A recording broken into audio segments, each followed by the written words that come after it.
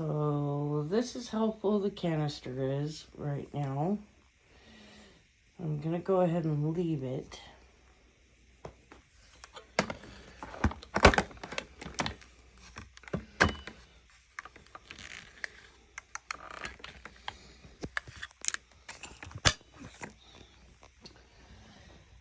And we already had a chicken food,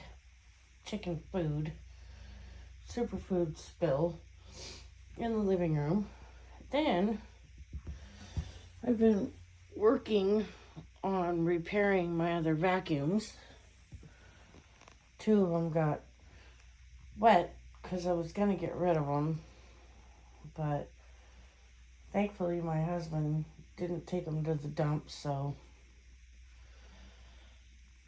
I've been working on them.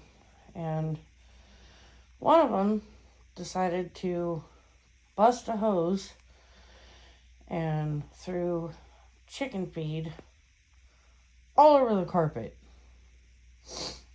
So, give me a second to set this up.